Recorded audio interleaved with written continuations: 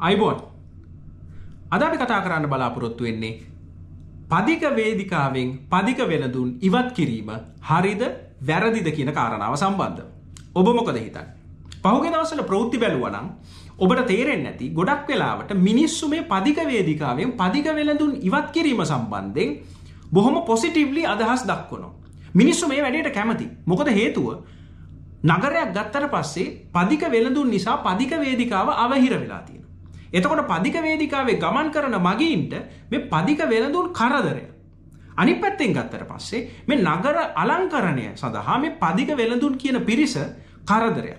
ඉතින් මේගොල්ලෝ ඉවත් කරන එක සම්බන්ධව මිනිස්සු පොසිටිව්ලි ධනාත්මකව අදහස් දක්වන එක මහා අරුමයක් නෙවෙයි. පහුගිය දවස්වල මහනුවර නගරේ පදික වේදිකාවේ වෙළඳාම් කරන පදික වෙළඳුන් ඉවත් කළා තිබ්බා. ඒ නිසා මිනිස්සුන්ට ලේසියෙන්ම පදික වේදිකාව දැන් පාවිච්චි කරන්න පුළුවන් වෙලා තියෙනවා. ඒ වගේම මහනුවර නගරයට අමුතුම අලංකාරයක් ඇවිල්ලා තියෙනවා. ඒ පැත්තෙන් බැලුවට පස්සේ මේ වැඩේ හොඳයි.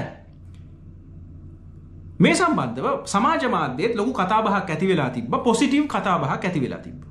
හැබැයි මේ ප්‍රශ්නෙට තව පැත්තක් තියෙනවා. අන්න ඒ පැත්ත ගැන තමයි අපි මේ කතා කරන්න හදන්නේ. මේ අපි කතා කරන්න හදන පැත්ත ගැන සමාජ මාධ්‍යවත් වැඩිපුර කතා කරලා තිබ්බේ නැහැ. අපි එකගයි මේ පදික වෙළඳුන් පදික වේදිකාවෙන් ඉවත් කිරීම සම්බන්ධව. හැබැයි මේ පදික වෙළඳුන් පදික වේදිකාවෙන් ඉවත් කිරීමත් සමගම ආර්ථික සහ සමාජීය ප්‍රශ්න ගොඩක් අනිත් පැත්තෙන් ඇති වෙන්න ඉඩ තියෙනවා. අන්න ඒ සම්බන්ධව විශ්ලේෂණාත්මක සාකච්ඡාවක් තමයි මේ වීඩියෝ එකෙන් අපි කරන්න බලාපොරොත්තු වෙන්නේ. ඕනම රටක අවුරුදු 15ත් 65ත් අතර වයසේ ඉන්න පුරවැසියෝ සාමාන්‍යයෙන් ආර්ථික කර්තව්‍යයට දායකත්වයක් දැක්විය යුතුයි. ILO එකට අනුව. ILO කියලා කියන්නේ International Labour Organization. ලංකාව ගත්තොත් එහෙම මේ වයස අවුරුදු 16ට වැඩි සහ 65ට අඩු. අපි දත්ත අරගෙන බැලුවට පස්සේ මේ වයස් සීමාව ඇතුළේ ඉන්න පුරවැසියෝ වැඩිපුර ආර්ථික කර්තව්‍යයට දායකත්වයේ දක්වන රටවල් ගත්තොත් එහෙම ගොඩක් වෙලාවට සීග්‍රයෙන් දියුණු වෙමින් පවතින රටවල් හෝ දියුණු රටවල් විදියට අපිට අර්ථ දක්වන්න පුළුවන්. දැන් ලංකාව ගත්තොත් එහෙම මේ වෙලාවේ දියුණු වෙමින් පවතින රටක්. අපි ඇත්තටම පහළ මධ්‍ය ආදායම් ලබන රටක්. මේ වයස් සීමාව ඇතුළේ ඉන්න මිනිස්සු වැඩිපුර වැඩ කරන තරමට ඕනම රටකට හොඳයි. සාමාන්‍යයෙන් මේ වැඩ කරන ප්‍රමාණය අපි හඳුන්වනවා labor force participation rate කියලා.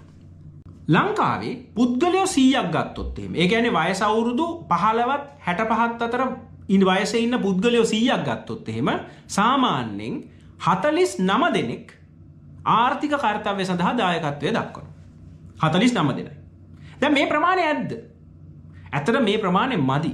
අපි වියට්නාමයේ වගේ රටක් ගත්තොත් එහෙම පුද්ගලයෝ 74ක් විතර 100කින් 74ක් විතර ආර්ථික කර්තව්‍ය සඳහා දායකත්වය දක්වනවා.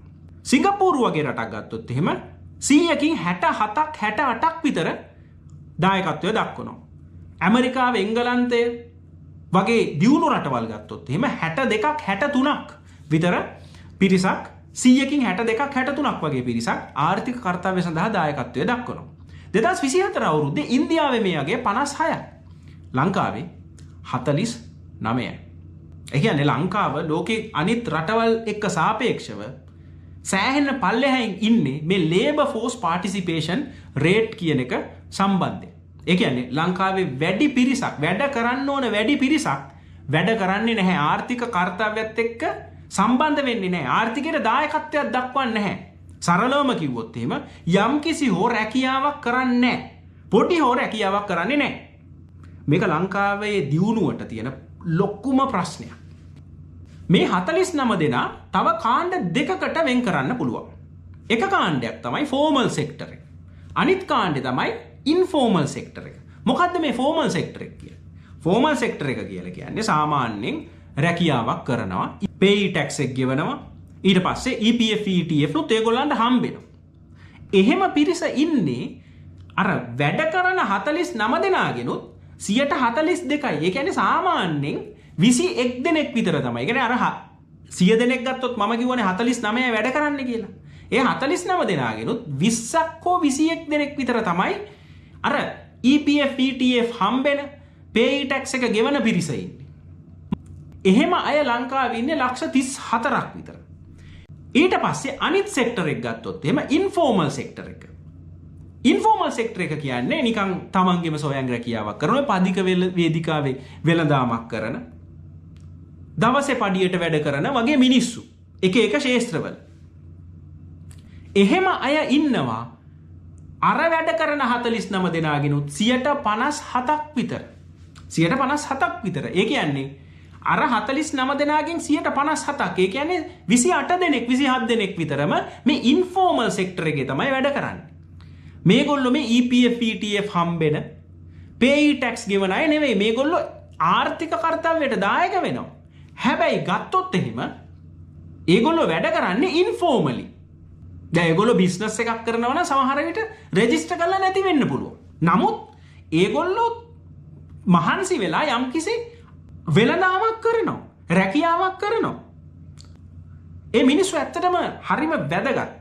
සංඛ්‍යාත්මකව ගත්තොත් එහෙනම් මම කලින් කිව්වා වගේ EPF ETF හම්බ වෙන pay tax ගෙවන පිරිස ඉන්නවා 34ක් විතර.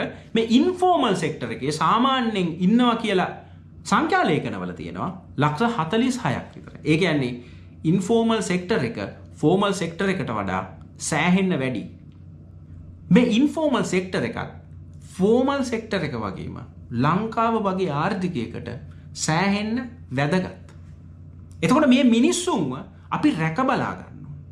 ඔබට පරිශීලනය කරන්න පුළුවන් ඩොකියුමන්ට් එකක් ආණ්ඩුවෙන් එළියට දානවා මේ ලේබර් ෆෝස් සර්වේ කියලා. මේකේ බලන්න මේ ඉන්ෆෝමල් සෙක්ටර් එක ගත්තොත් එහෙම 5ක විතර පිරිසක් ඉන්නවා ලංකාවේ මේ සේල්ස් වර්කර්ස්ලා. මේ සේල්ස් වර්කර්ස් කියන ගණයට තමයි මේ පදික වෙළඳුන් අයිති වෙන්නේ. ඔවුන් ඉන්ෆෝමල් සෙක්ටර් එකේ. ඒ කියන්නේ ඔවුන් ෆෝමල් සෙක්ටර් එකේ නෙමෙයි. සමහර විට ඔවුන් මේ කරන බිස්නස් එක වැට් රෙජිස්ටර් කරලා නැති වෙන්න පුළුවන්. හැබැයි මේගොල්ලෝ රැකියාවක් කරන පිරිස ගණයට තමයි ආණ්ඩුව මේ ලේබර් ෆෝස් සර්වේ එකේදී ගණන් ගන්න. එතකොට මේ පිරිස ඉතාමත් වැදගත්. මේ පිරිස ආර්ථික කර්තව්‍යයට දායකත්වයක් දක්වනවා. මේ පිරිස 5ක විතර ප්‍රමාණයක් කියලා තමයි මේ ලේබර් ෆෝස් සර්වේ එකේ තියෙන්නේ. අපි ඇත්තටම දන්නේ නැහැ මේ 5ක ප්‍රමාණයම මේ පදික වෙළඳුන්ද කියලා. ඒකෙන් පොඩි ප්‍රමාණයක් වෙන්නත් පුළුවන්. නමුත් මේ සේල්ස් වර්කර්ස්ලා විදියට තමයි ඉන්ෆෝමල් සෙක්ටර් එකේ සේල්ස් වර්කර්ස්ලා විදියට තමයි මේ ලේබර් ෆෝස් සර්වේ එකේ මේගොල්ලෝ අර්ථ දක්වලා තියෙන්නේ. එතකොට මම කලින් කිව්වනේ ලංකාවේ වැඩ කරන්න ඕන වයසේ ඉන්න 100 දෙනෙක් ගත්තොත් 49 වැඩ කරන්නේ. ඒකෙනුත් 58%ක්ම වැඩ කරන අයගෙනුත් 58%ක්ම ඉන්ෆෝමල් සෙක්ටර් එකේ ඉන්නේ. ඒ ඉන්ෆෝමල් සෙක්ටර් එකේ සේල්ස් වර්කර්ස්ලා ඉන්නවා සාමාන්‍යයෙන් 500ක් විතර. මේ 500 ඇතුලේ තමයි මේ පදික වෙළඳුන් ඉන්නේ. එතකොට ඔවුන් ඇත්තටම ගත්තොත් එහෙම ලංකාවට ඉතාමත්ම ආර්ථික වශයෙන් ගත්තට පස්සේ ඉතාමත් වැදගත් පිරිසක්. මේ පිරිස ප්ලෑන් එකක් නැතුව එක පාරටම ආර්ථික කර්තව්‍යයෙන් ඉවත් කරන එක ලංකාවේ ලේබර් ෆෝස් පාටිසිපේෂන් රේට් එකට මරු පහරක් වෙන්න ඉඩ තියෙනවා. ලංකාව කියන්නේ මේ වෙලාවෙත් ලෝකේ ලේබර් ෆෝස් පාටිසිපේෂන් රේට් එක අතින් 15ම අගයක තියෙන රටක්. එතකොට එහෙම රටක ඉන්ෆෝමල් සෙක්ටර් එකේ වුණත් වැඩ කරන එක මිනිස්සෙක් හරි අයින් කරන එක ආර්ථිකයට විශාල වශයෙන් දැනෙන්න පුළුවන්. ඒක නිසා මේ පදික වෙළඳුන් ඉවත් කිරීමේදී ඔවුන්ට විකල්පයක් ලබා දීලා ඉවත් කරනවා නම් වැඩිය හොඳයි කියන තැන තමයි අපි ඉන්නේ. ඇත්තට මේ මිනිස්සු අඳුරගන්න එක හරිම ලේසි. ලංකාවේ හොඳ රාජ්‍ය යාන්ත්‍රණයක් තියෙනවා. හැම ගමකම ඉන්න මේ පදික වෙළඳුන් අඳුරගන්න බොහොම හොඳ යාන්ත්‍රණයක් ලංකාවේ තියෙනවා.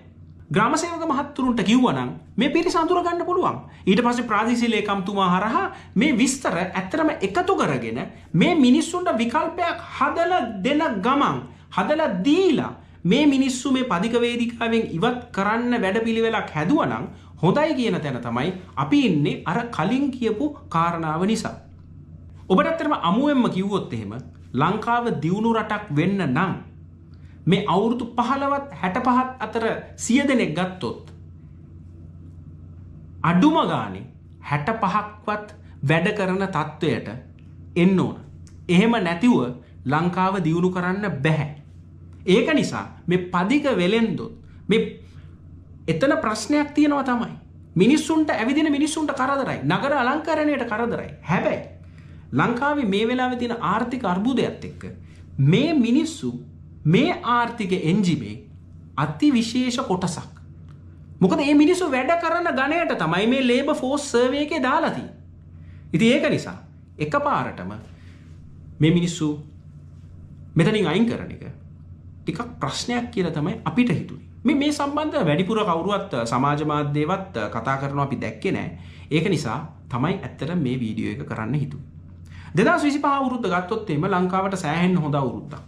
ලංකාවේ එක්ස්ටර්නල් සෙක්ටර් පර්ෆෝමන්ස් එක, ඒ කියන්නේ foreign remittances පැත්තෙන් ගත්තත්, ඊට පස්සේ ටුවරිසම් එකකින් ලැබෙන ආදායම ගත්තත්, එක්ස්පෝර්ට්ස් ගත්තත්, ඊට පස්සේ foreign direct investments ගත්තත් සෑහෙන්න හොඳ අවුරුද්දක්. ආණ්ඩුව ඉතාමත්ම හොඳින් මේ කාරණාව මැනේජ් කරලා තියෙන එක්ස්ටර්නල් සෙක්ටර් පර්ෆෝමන්ස් එක. ඊට පස්සේ ෆිස්කල් පර්ෆෝමන්ස් එක ගත්තත් සෑහෙන්න හොඳ අවුරුද්දක්. NPP ආණ්ඩුව හැම අතින්ම හොඳටම පර්ෆෝම් කරපු අවුරුද්දක් තමයි 2025 අවුරුද්ද. ඉතින් අපි හිතනවා ආණ්ඩුව ඒ විදියට ප්ලෑන් එකකට යන ආණ්ඩුවක් නිසා මේ පදික වෙළඳුන් ඉවත් කිරීමේදීත් රාජ්‍ය යාන්ත්‍රණය හරහා, ප්‍රාදේශීය ලේකම්වරු හරහා, ග්‍රාම සේවා නිලධාරීන් හරහා දත්ත එක් රැස් කළා මේ මිනිස්සුන්ට යම්කිසි විකල්ප වැඩපිළිවෙලක් හදලා වෙන්න ඇති මේ මිනිස්සුන්ව මේ පදික වේදිකා වලින් ඉවත් කරන්නේ. ආණ්ඩුව ඇත්තටම මේ සම්බන්ධව ප්‍රෝති සාකච්ඡාවකදීවත් කරුණු කියන්න පුළුවන් නම් ඇත්තටම පුරවැසියොන්ට දැනගන්න පුළුවන් වෙයි නගර අලංකරණය වගේම මේ මිනිස්සුන්ට සිද්ධ වෙන දේත්. ඒක වැදගත් කියලා අපිට හිතිච්ච නිසා තමයි අපි මේ වීඩියෝ එක කරේ. ඉතින් ඔබ මොකද හිතන්නේ? නගර අලංකරණය වැදගත්. පදිකයන්ට පදික වේදිකාව ඉතුරු වෙන එක වැදගත්. හැබැයි ආර්ථිකයේ පැත්තෙනුත් මේ මිනිස්සු යම්කිසි කාර්යභාරයක් කරනවා නම් ඒක ගැන හිතන එකත් වැදගත් නැද්ද? ඔබේ අදහස කමෙන්ට් කරගෙන යන්න. ඉතින් අද වීඩියෝ එකත් එක්ක එකතු වෙච්ච ඔබ සියලුම දෙනාට බොහොමත්ම ස්තුතියි. තවත් වීඩියෝ එකකින් හම්බ වෙන්න බලාපොරොත්තු වෙමින් අද අපි සමුගන්නවා. බොහොම ස්තුතියි.